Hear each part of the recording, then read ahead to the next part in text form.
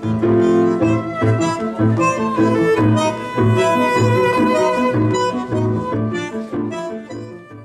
to Urban Tango Nights Talks.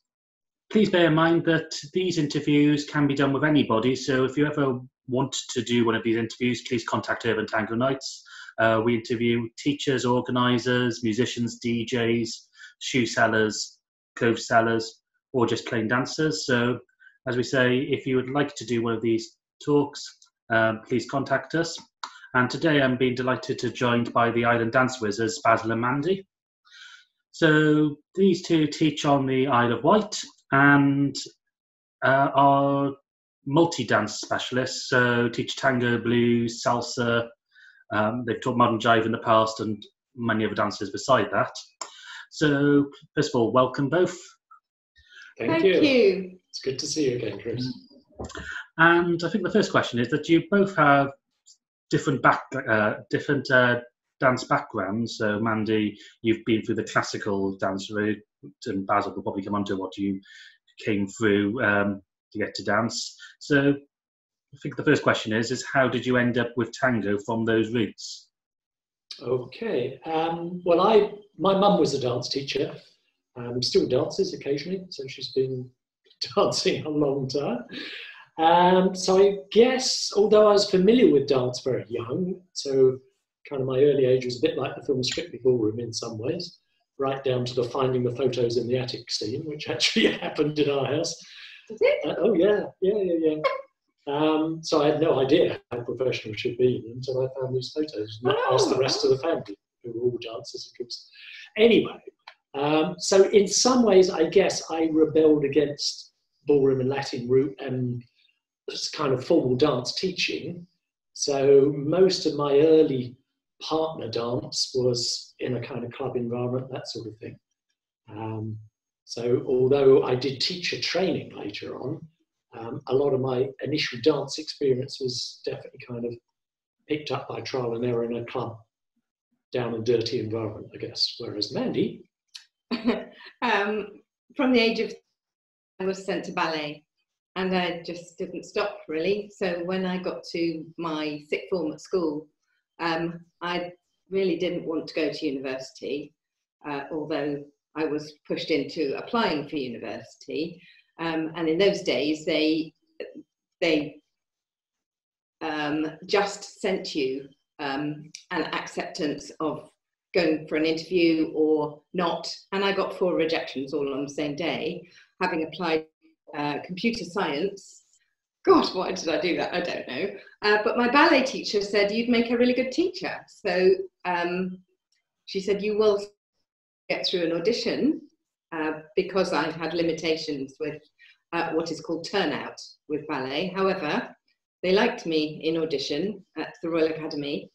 And I did a good interview, I guess, and they accepted me. So I trained at the Royal Academy of Dance in London for 3 years to become a ballet teacher. And whilst I was there, I learnt ballroom and Latin, which I really, really enjoyed. We didn't get to dance with any men, which is a bit of a shame, but I learnt how to teach as well. Graduated from there when I was 21, had my own ballet school by the time I was about 22, 23. And then I got married and went to America, so that all went out of the picture, although I continued to teach, came back, had children, and went back to teaching for my sister. So ballet all this time and some ballroom and Latin.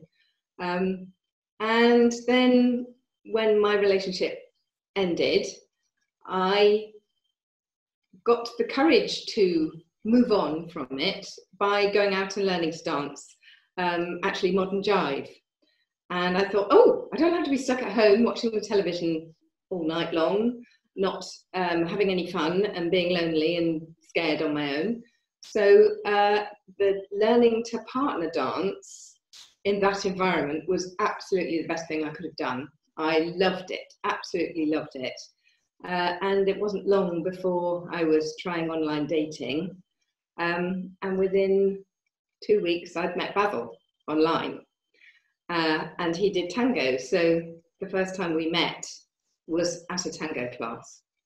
which I kind of liked, but I liked him more than I liked the tango. But I wasn't very convinced I was going to stay with Basil, or that we would have a relationship at all. And we became friends, really, didn't we? Yeah. So he was on the island and I was in Worthing. So we used to alternate weekends at one point. I'd go to the Oh, I haven't got that far. Yeah, I'm trying to hurry you along. Oh, dear. Okay. So because he liked tango, I had to go along, really. And then I started to realise what tango was. And I realised the crossover between ballet and tango and how much the ballet could help it. And actually, the fact that I didn't have good turnout, which was my downfall in ballet, was very helpful for tango, because you don't want to look like a ballet dancer. So that's where tango fell into my life, really, because I fell in love with Basil. So then I fell in love with tango. So Basil, how did you get into find tango then, in that case? Well, my mum danced ballroom tango, but also tango, or Argentine tango as it was called in the ballroom world. So she knew both. So when I was quite young, she knew enough to effectively teach me the difference. But at that age, tango is not a dance you probably dance with your mum. And I was still living in London, and London really tango scene until the travelling shows that came around in the 80s. Tango had gone underground. There were tango dancers still, but there certainly weren't, as far as I'm aware, organised milongas or even really advertised lessons. So there were odd people who were keeping it alive, but there was no real tango scene. So I then, when the shows came round, I kind of, as a thank you to my mum, took her to the show. One of the shows, I forget which one it was, but it was in, what's the little theatre in Soho? I don't know. Yes, you do, we're always talking about it. Anyway, one of those, and that kind of reawakened my interest, but then it was a bit dormant for a while, and I was heavily into salsa and kind of club dancing, and tango seemed to be kind of a slightly different mystique to that, but came back to it later, sort of a lot later. So. Okay. So then you started obviously dancing tango. I suppose you danced tango together. Did you find that Basil, did you start picking up any things from the ballets from that point? And Mandy, did you start picking up things from like the salsa side and social dance side, or had you already developed that from the modern jive? When I met Basil and started to come and visit him on the island, I would go to salsa.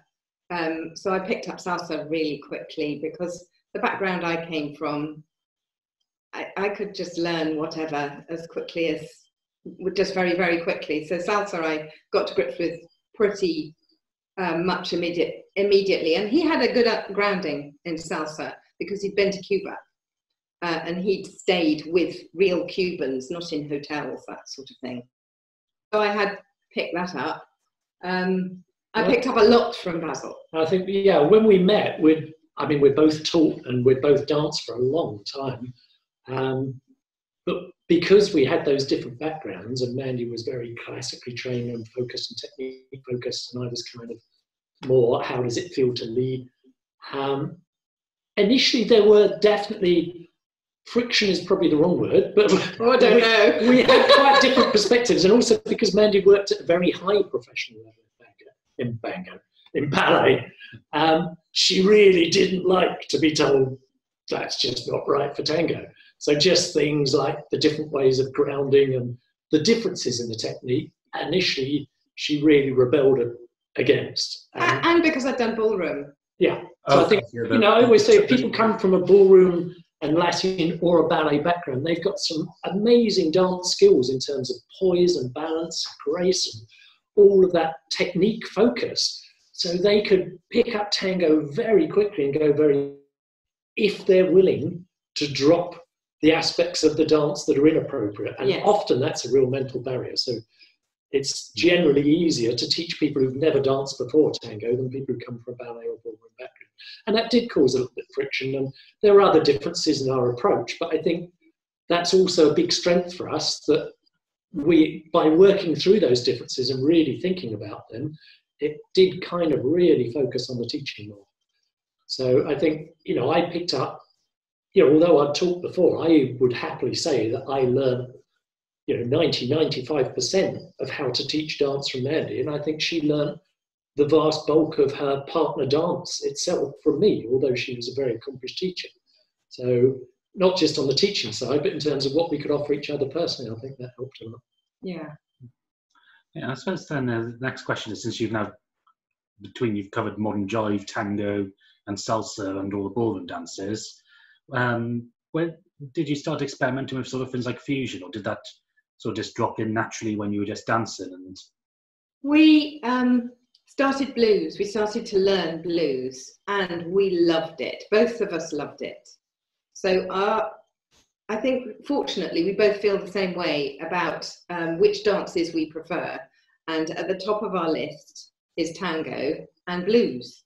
And actually, blues does have a lot of similarities. Quite traditional blues here, American, yes, or international. Yes, not modern blues. Is probably a more accurate description, blues, yeah. Although we have taught modern blues as well, but yes, definitely focus on a more international scale.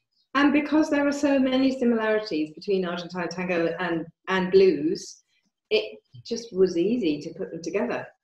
So we did. And a lot of that came out of experimenting. I mean, we've got a little studio here. We do private lessons at home because we're lazy. So we've got a little studio here. And, when we weren't actually teaching, we were still dancing. We spent a lot of time in the studio working through, because we're both very technique focused and we're both very analytical about what makes a dance that dance, or how can you best express it, or the different ways you can express it to others.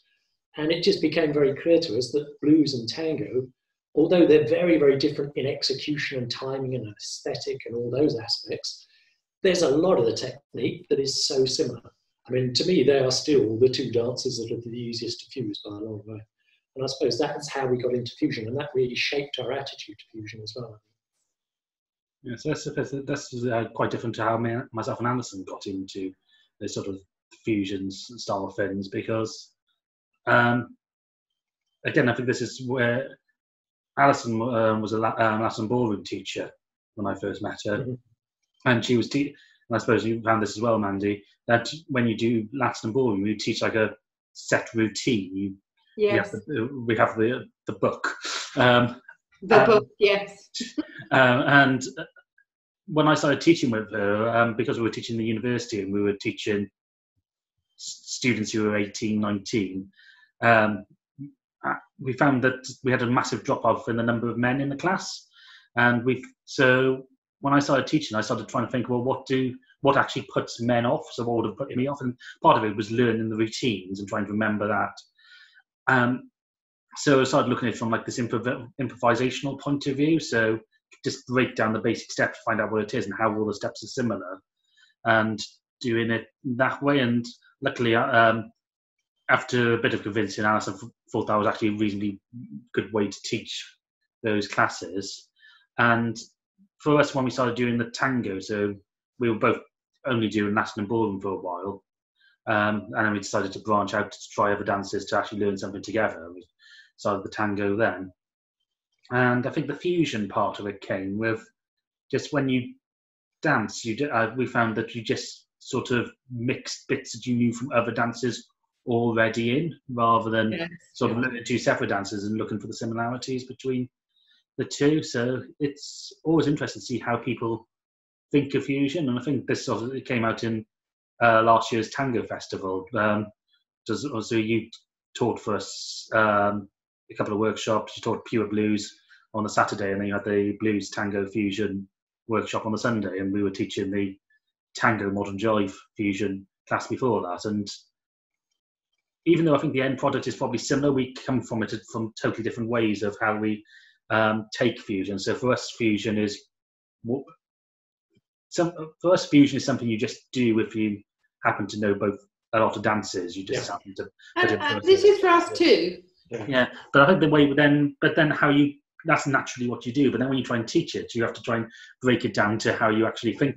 You need to have how you think about it, or how others. So for us, fusion was either dancing one dance to another style of music, songs with another dance, which for us is neither here nor there in terms of fusion. The idea of finding some sort of transition where you start off in one dance and you finish in another, or you take a move from one dance, say the weave from ballroom waltz, and you take that step pattern and you apply tango technique to lead it, or you apply a technique which is known as one dance, say hip movement from salsa, and you try doing tango with hip movement, and then you end up with something which is absolutely horrible. But it's but you have your view of fusion comes to something different. So I think that's probably worth exploring. How you think of fusion now when you teach it? It's easier to tell you what we agree on this. Yeah. That what we don't think is fusion. We don't think fusion is the music. So we have been to an event where their understanding of fusion was that you play something called fusion music, and then you dance whatever you want to dance to it. And we just don't get that at all. So our idea of fusion is that it's two or more dances that you seamlessly go from one to the other, combining and back again, to a piece of music that seems suitable for it. And I think, like you were saying, which it's just gone straight out my head again. but the first thing you said when you were discussing fusion, the idea of dancing one style to the music of another, I mean, to me, that is dancing that style to the music of another. Yes, you're still dancing that fusion, style, you're right. dancing different music. But I think you're right. I mean, one of the reasons why we're kind of similar to you is because, we all have very wide taste in music. And it's really what the music is calling. If you're dancing to a very traditional piece of tango music, you could dance other dance styles, but that music is so suited to a traditional style of tango, you generally don't. But if you have a piece of music that you think, you know what, this is a bit tango-y, but it's kind of blues evocative, that's when you start putting your fusion back, because it's driven by the music that's calling you to mix up stuff from different styles. But to me, I mean, interesting that you said, putting moves from one style to another. I mean, we never really think of dance in terms of moves or steps, because so many of those moves and steps are effectively common across different dances. It's the way you dance it that makes it that style. So again, you're back to the fusion, it's music driven and you're mixing between styles. And I think, fusion does mean lots and lots of different things to different people. And I think, what we said earlier is the route you came into the idea of fusion probably shapes your views on what fusion is. But I think in terms of when we're teaching fusion, we would never view the teaching of fusion as taking moves from one style and putting it into another. I think for us, you're not a fusion teacher, and you know yourself that you would only teach fusion if you're very familiar with both styles. Yes. If anything, you have to be a better teacher in that style than somebody who's teaching it as a pure style. Whereas there are teachers out there who have this idea that, well, it's fusion, so anything goes. Now, me, when I was a kid, I did some knitting, but I've never done macrame. So I would not teach knitting macrame fusion because I don't have a clue how to do or teach macrame. But there are an enormous number of people riding the fusion marketing wave who are teaching a fusion of a style they know with a style they've never even danced, or let alone taught. And to me, that makes no sense whatsoever. To me, that absolutely isn't fusion.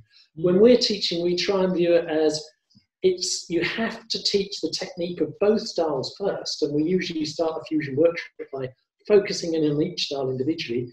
And then you look at the transition. You look at how you can merge between or communicate to your partner how you're moving between those two styles. And if there's not that communication and transition element to it, to us, it's just swapping styles or dancing one style to the music of another, or taking moves from one style and putting them into another, however inappropriate that is. And for us, those things aren't fusion, although they're probably 90% of what's sold as fusion in the UK. Yeah, I suppose I think one of the things people get, like, as I say, when you try and take a move from one dance and you apply it to another dance, it could be technically fusion, I suppose, as you have fused two dances together. It also comes down to the fact that it could be just dance development. You're just developing that dance with a new idea, just an idea taken from somewhere else. So I think people get the idea that a soltada, so the end arm turn in tango, comes from salsa. So does that make it a tango salsa fusion? Well, probably not, because it's just something that then just merges into the dance. You're not actually constantly going this is something from salsa which I'm doing in tango. It's just, this is something you can do in tango as well, which makes it different. Yeah. I suppose, all dances change and evolve over time anyway, so that's the whole separate argument of the purity of a dance versus the fusion forms. I mean, those dances that some people want to keep pure only exist in those forms because they were originally fusion or evolved offshoots of other dances anyway. So, I mean, dance is dance. And the other option, I suppose, was something we covered with Lorenzo last week, which was in the neo-tango scene, is some of the stuff which you see as like neo-tango, is that actually just is actually fusion, just rebranded as something else. So when you see like the very open hold sort of baleos and shaping, for me, when I look at that, it's, I wouldn't say it was classical ballet, but it's more of the, is there such thing as classical contemporary, or sort of contemporary coming out of ballet? You sort of see the shape and you see where the lines are coming from, and you can see how those ballet lines have been distorted into what people would call contemporary, I suppose. Yes. Says dance just changes all the time. It mutates. And those that try to keep it as one particular way, well, what was it like 100 years ago when you weren't alive? It wasn't the same as it is now. Ballet is extremely different from how it was when it first started. And who knows when it first started? That you can pick a date out of history, but people have always danced. And so dance just goes on and on, evolving and taking bits from other places. So the name you put to it is what makes sense at that point in time, but that name is fluid. And to a large extent, you know, what a dance is what's in the head of the people dancing it. Yes. Yeah. Which is why there's so many terms, and we all understand them with our understanding.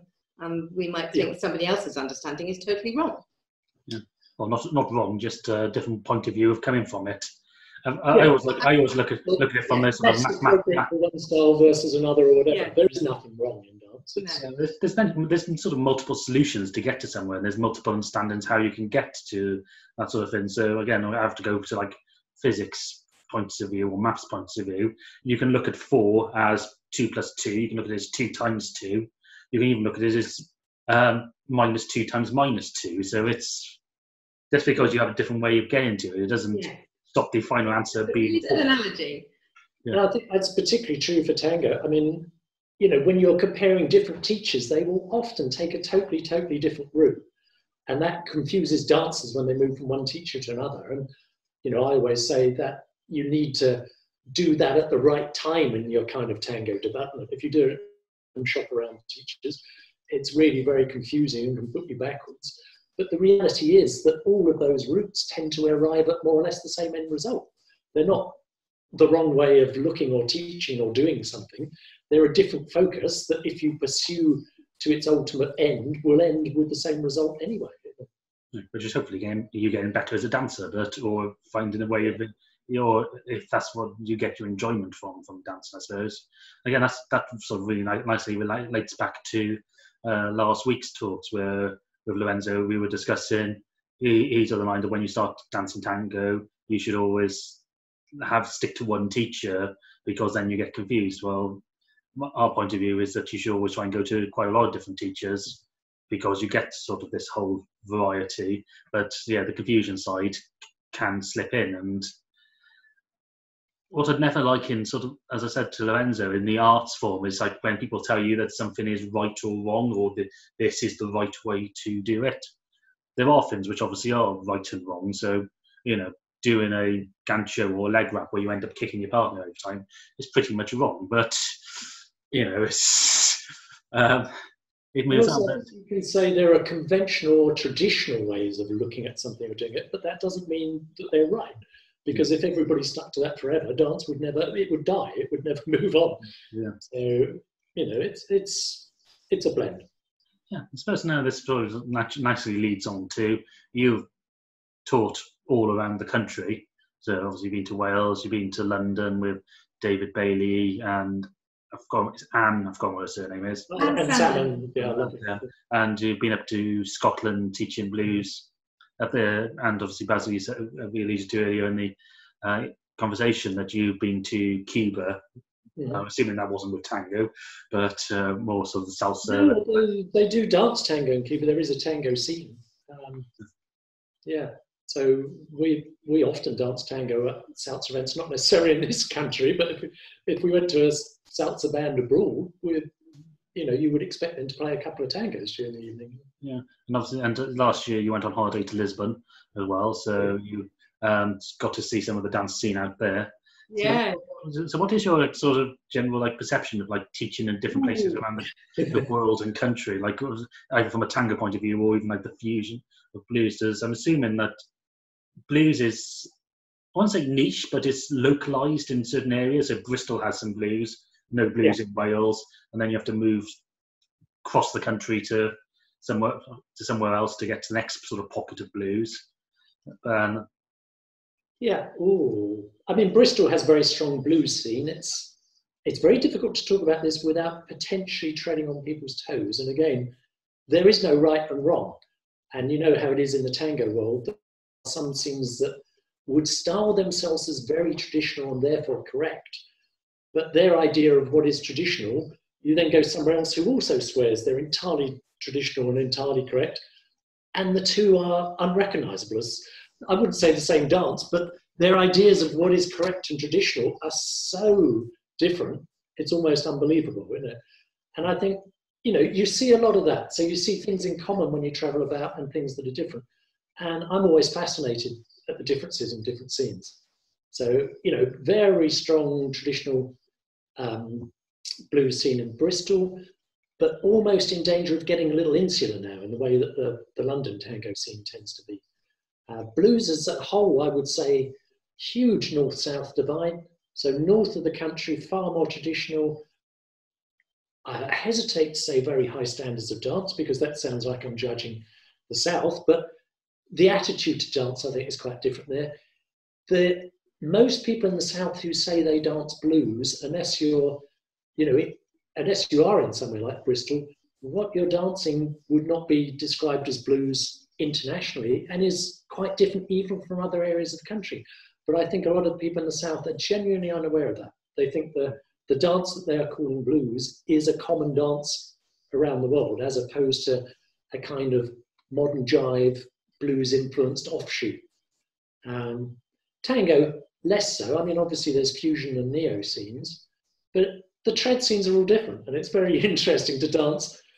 The capital cities, whether it's Berlin or Paris or London, tend to have quite a traditional styled scene, but they have their own individual flavors and differences, and that's very fascinating to see.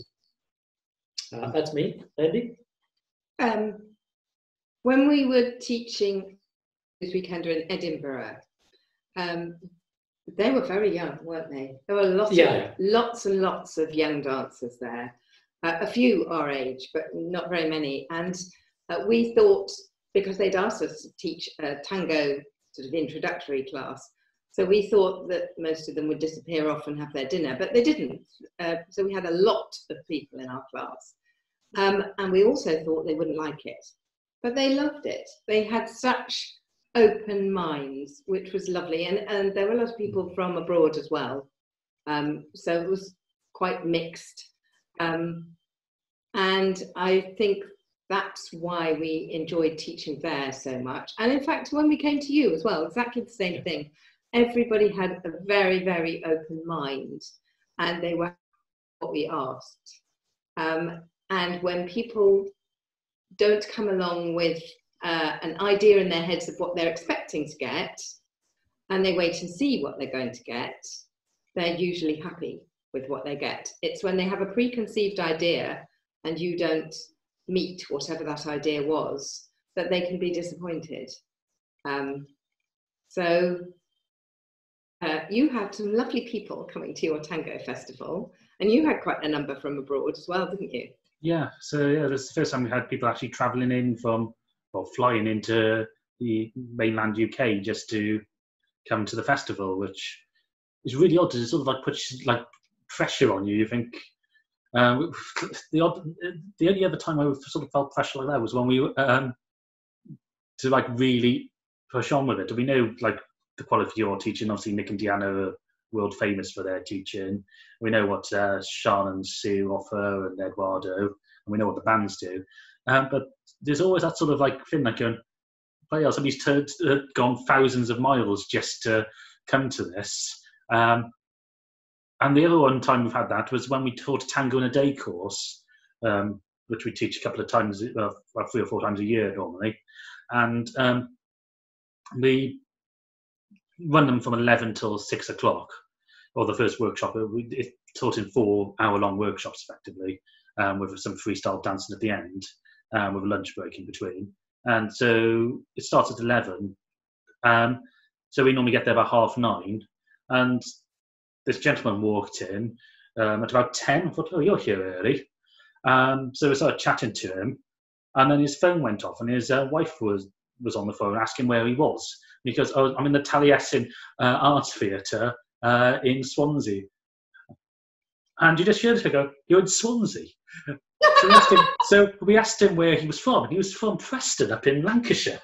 And he woke up at 4 a.m, drove sort of 4 or 5 hours down to us just to do the Tango in the Day course, because he'd been to him longer up in Preston, and he couldn't dance tango, enjoyed watching it, and decided he wanted to do some tango classes. He saw this Tango in the Day course. He thought that would be a good way to start before going to classes up there. It was like, how lovely. Yeah, and that's like a couple of interesting things that we've touched on there, actually, because I mean, we've already touched on similarities between blues and tango, but another similarity, of course, is that particularly in the traditional scenes for those dancers, people are used to travelling enormous distances for either good events or quality teaching, and people really will drive right across the country to try an event, whereas in other dance styles, that's far less common. And something Mandy touched on there is, of course, us teaching tango at a blues event.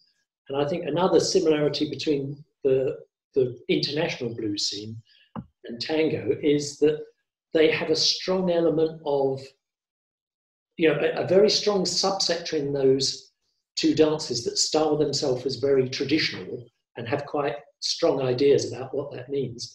And both of those dances tend to assume that if you do other dances, you therefore can't be serious about that dance. And I always find it really amusing. If we go to a blues event, we're always labelled as tango teachers. If we go to a tango event, we're always labelled as blues teachers. Because in those two scenes, people won't accept that you can be totally dedicated to those two dances. And yet, if you think of the number of years that we've danced and the fact time in this, we have put in way more hours into both of those dances than most of the people who would say that they are an expert in only that dance. And yet they would be credible because they say, well, this is my one and only dance. I do find that quite strange. And you don't see that so much in other dance scenes. Other dance scenes tend to be far more welcoming, I think, of other dances. And tango and blues, there's a little bit of overlap between them, but a lot of suspicion. But they also can both be seen as a little bit elitist towards other dances. And I think that is, if anything, the negative side of those scenes.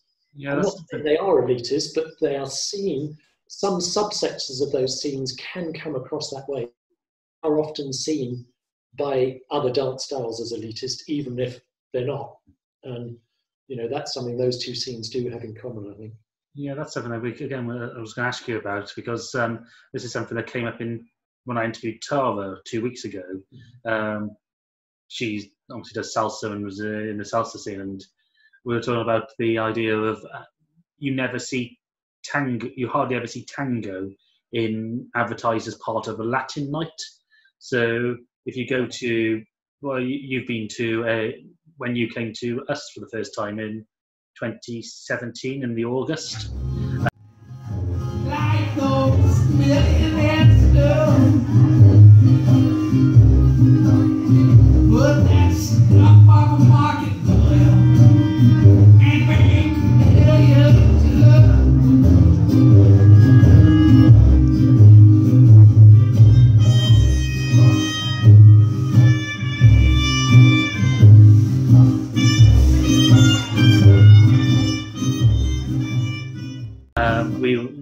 We went to, on the Friday night, we went down to the 360 bar, which is now Secret Bar in Swansea, So that's now moved on to being like more of a restaurant-based thing, which is a pity. But with Steve was running his sort of party night, which is heavily salsa, bachata, kazumba orientated, and there might be a few tracks throughout the night which you could dance some tango to, even though we do a tango demo in pretty much of it, and you did a blues demo, but you hardly ever get sort of tango in those dances, in those sort of events, largely because tango dancers tend not to go to them, so there's no point in actually. And we're talking that it would be really nice to actually get a sort of tango dancers go into those events, dancing multiple dances, just so you can actually grow the scene. There's a little overlap, but as I said earlier, if you went to a live band abroad that specialised in one of those scenes, you would expect there to be a mixture. And you see that far, far less here. I mean, there was a time I remember where tango was seen as a lot of mystique by the other Latin dances, if you like, seen. And, you're absolutely right that it's often not even seen in this country as a Latin dance. It's kind of on a mystique level of its own. But there was a time where if there was a piece of music suitable for tango, or if somebody knew you were a tango dancer and you were at a huge salsa event, like a weekend or something, they might put a bit of tango on. And if somebody danced tango, literally the entire floor would clear. Hundreds of dancers would move to the sides of the floor to watch tango. And they'd watch for, like 3 minutes, 5 minutes, and then the music would change and they'd all come back on again. And, those days are completely gone now. Everybody's used to seeing tango, but it's still managed to somehow have that little cliquey aspect. It's often presented as a hard dance. And, yes, it's a technique-driven dance. Yes, you'll be trying to improve for the rest of your life, however many years you dance it.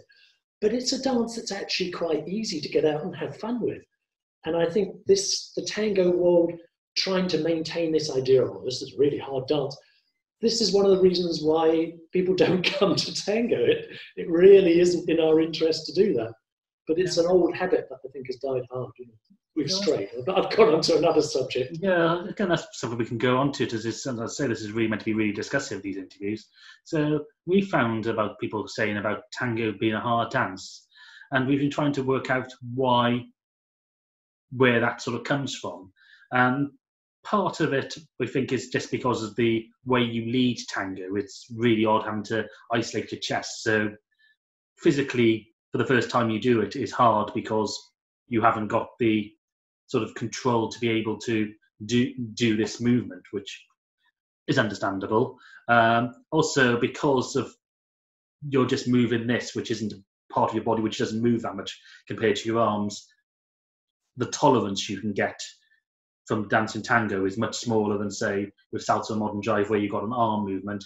Like, it doesn't matter if you do a 3-inch circle with your arm in modern jive to lead under the arm, or you do some sort of massive sort of windmill thing, you will still actually be able to do the move. So we thought that might be one sort of element of it. But what we found what we started thinking about was who actually says that tango is hard and what are they comparing it to? And we thought that mainly comes from people who must have done other forms of dance. So in our experience, and this is probably going to be the question, is have you found the same thing? As if you have done another dance, say if you have done ballroom, you can go to salsa, you can go to modern jive, and you can pretty much muggle your way through. Even if you went to a beginner's class, you could probably go straight into the intermediate class and you'll be fine.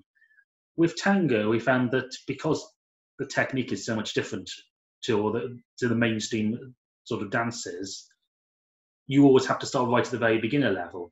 So, and also we found that if you do have somebody who's sort of an intermediate advanced level ballroom dancer or salsa dancer, and they come to a tango class, and you have somebody in that class who has never danced anything before, they both struggle at the same rate and they both improve at the same rate. And we're wondering if that's then the sort of intermediate level dancer and the other styles going, this must be difficult because I'm struggling, and then they go and tell somebody else that it's difficult. That's where it comes from. Yeah.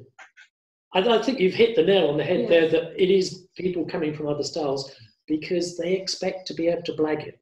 Yeah. If you can dance one dance style well, you can usually walk into a room with another dancers, watch for 5 minutes and blag it to a reasonable degree. You can't blag tango. You can't blag tango. It's like blagging ballet. It just takes years to develop.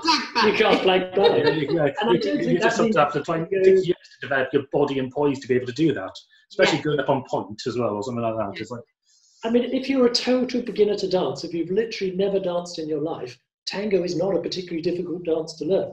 A lot of what makes it difficult is A, accepting you have to undo a lot of what you've learned in other styles, and B, it's your perception that you're going to walk in and be able to do it. The reality is that people who start from scratch, I always say, if somebody can teach tango well, at the end of your first lesson, you should be dancing. You should be moving around the room and dancing. And if you're not, that's the fault of the teacher. And there aren't a lot of other dance styles where you could, without feeling you're being incredibly repetitive, where you could dance for a whole evening at the end of your first lesson. Tango, you can. So I do not accept that it's a difficult dance for beginners to learn, but I think you're absolutely right. People who walk in that have already achieved intermediate or above level in another dance that expect to be able to blag it, go away saying, this is an impossible dance, it's just ridiculous. They're telling me it will take me months and I should be able to dance straight away. No, you're not going to be able to do it. To get to the standard you want to is going to take you a long time. Yeah, it's close as somebody else has sort of corroborated what we've sort of been thinking about. That's also another thing I found with tango, is you say that you can, if you come from another dance, you will comparatively struggle. But oddly, if you do tango and then you go to another dance, or if you have come from another dance, do tango for a bit and then go back to that other dance, you improve massively. So absolutely. We had somebody in our class. Everybody says that for their favourite style. So whatever you dance, people will say, if you dance this style, it will improve all your dance. But we dance and teach a lot of styles, and I will always say it is far more true for tango. Yeah. However many years of experience you've had in any other style, dancing tango will improve that style. Because it's what you touched on a little bit about 5 minutes ago. It's the fact that it relies on such precision in your intent of communication compared to other styles. We had somebody from Modern Joy for Shrock come along, and he did some classes with us, and he found what he then worked out was he'd been dancing Modern Joy for years and done competitions and stuff, but what he found really helpful was he could now sort of tell which foot the follower he was dancing on was on at any one time from how their body was being positioned. So even though tango you normally do through a physical feeling, if you can interpret that physical feeling as a visual clues as well, then you sort of look from the point of view of where things can go logically. So if the follower is stepping forward on their left foot, they should be able to turn to face you if you're on their left-hand side of the follower. So that sort of thing helped him. So you're never going to then trying to force a turn at the wrong time. So yeah, absolutely. And again, that touches back to what you're talking about that fusion, because if you come from a tango background and you go into fusion, you can always spot at any sort of fusion event both the leaders and followers that have danced tango to a reasonable level, because the followers are not looking at the leaders' feet trying to work out what foot they're on, and the leaders are not looking at the followers' feet. The leaders know which foot the follower are on. It becomes intuitive in tango. You don't think, well, they're on this, so it's this angle, so whatever, unless you teach, obviously.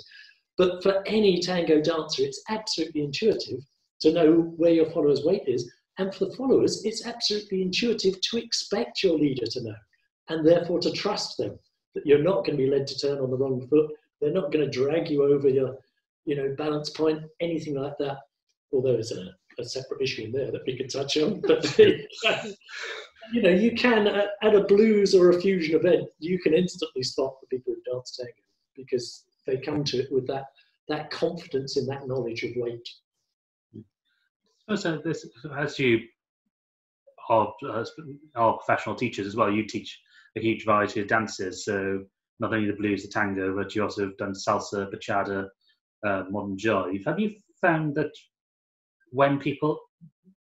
do you find that each class has like a discrete different set of people to it, or do they actually have crossover? And have you found out when they have gone to tango and gone back to the dances you've originally taught them, things have changed? We do have quite a fair bit of crossover. interestingly, very few people. We also teach rock and roll. The people who love rock and roll are very unlikely actually to cross into anything much else. Possibly modern jive, although they find most of those particularly did modern jive treatable. first, I would say. Yeah. Yes. So traditionally, there's not an overlap between rock and roll and modern jive. We're in a different situation, of course, because we're geographically separated. Yes. So when we first started building a much stronger dance scene here, we relied on bringing different dance scenes together for socials. So right from day one, most people who learnt with us were very tuned into the idea that at any event they were going to see lots of different dance styles. And I think that makes a big difference. So I don't think our experience is typical. True. Yeah. Because they saw other people doing that and they thought, I want to do that too. So I think that's possibly why we have quite a few people that cross over and can dance to maybe 3, maybe even 4 different styles. It might not have been so had we been on the mainland. Yes, so yeah, something we saw when we last came. Oh, actually, the first we've been over to teach for you twice on the island, and obviously both times were followed by freestyle nights, and those are what we would actually describe as freestyle nights because it was pretty much music for everything. It wasn't predominantly one thing, and yeah, that's when we noticed. But we always thought that the reason why rock and roll dancers tend not to go into other dances is because they've absolutely knackered themselves with bouncing.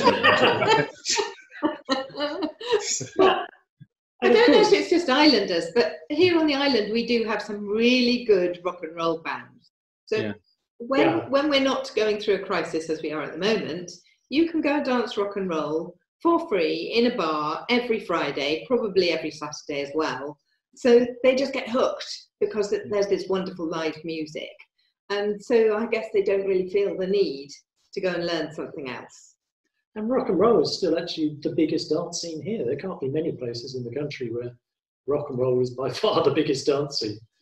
Yeah, there's some rock and roll in West Wales, which seems to be pretty big. So that sort of Whitland, Narberth sort of area of Pembrokeshire is lots of rock and roll, and we get really jealous of them because they always have live music, which... Yeah. It's a lot of fun. But we also have some really good blues bands here as well. Yeah. Which to be perfectly honest, we'd rather go to a blues night. Blues. Don't we? I mean, we like rock and roll, it's fun, but if I had the choice, I'd go to a blues. Occasionally. Mandy would always go to blues. I would go to rock and roll more often. But blues would be our... But it's a very different scene. I mean, rock and roll, is kind of, on the island, is more of the kind of social scene, drinking and a lot of dancing with other partners, whereas there isn't really a big enough blues scene here for it to have the same social status. So people would go to a bar to dance blues rather than dance to, or to a pub where there's a blues band like we do, rather than have a dedicated blues event. And lots of people just go to listen. Lots of people go to listen to the music because they love it so much. Yeah, whereas at a rock and roll event, there's a lot of people dancing. Not many people that would at all night. It says rock and roll has also got that sort of it's got that image to it, hasn't it? So like the actual my knowledge of fashion suddenly has dropped out of my mind. The sort of the skirts that the women wear. Oh yes, everybody likes to dress up. Yeah, it's the same for the swing scene, I suppose, as well. Where so like the Lindy Hop scene, they have a specific style, and I suppose blues doesn't, as far as I know, doesn't have like a. Well, as far as because I'm not part of a blues scene to actually be able to judge it properly, but like a dress sense for. No, definitely not in the UK. No, not in the UK. No. Yeah. And also, when you like sort of go to a blues band, normally you're normally in as I say, it's just a pub with sort of like open mic blues nights and stuff, where you end up with lots of just music being played. So you might get the odd Eric Clapton songs, ZZ Top, and all that sort of stuff coming through. I suppose this also brings me around to the first time myself and Alison did blues, which was one of your blues tango fusion classes in Southampton. I think it might have been your first one you did there. Might be wrong. When was that? That must have obviously been 2017, maybe around. Certainly either the first or the second one we did there. Yeah, it was around March, April time, must have been, because you'd come to us by August that year. So, yeah, because we didn't have a clue what blues dancing was. But we thought, well, we'd seen a graphic when typing in sort of like the links between swing dances, and so you have, you know, Charleston, Lindy Hop, West Coast Swing, East Coast Swing, rock and roll, and yeah, you can sort of see the links between all those dances when you dance them. And then there was this little one in the corner labelled blues, and we're thinking, well, it must be something similar to those dances. Oh no! But so when we first looked in, like, we have no idea what this is going to be like, but we were down visiting Alison's parents. We thought that would be like an excellent opportunity to try and do it. And there was tango mentioned, so we thought, well, we can at least blag that. So, how have people like been how receptive have people been to sort of like tango blues fusion? Well, again, it's difficult for us to answer that because, you know, because we are separated here. I mean, virtually what we do is what's on offer. So I think people are more receptive here to mixing styles and fusion and concepts like that might be if you were in an area that had a high enough population to support separate scenes. And to some extent, we've seen separate scenes split out and develop a little bit here now. But certainly when we were first teaching here, no one scene other than rock and roll and maybe salsa could generate the numbers to have its own dedicated scene. So I think people were more receptive. I mean, in the scene as a whole, I think blues is far more open to tango than it would be to other dances, but I'm not sure that that's reciprocated in a lot of the traditional tango scene. So I think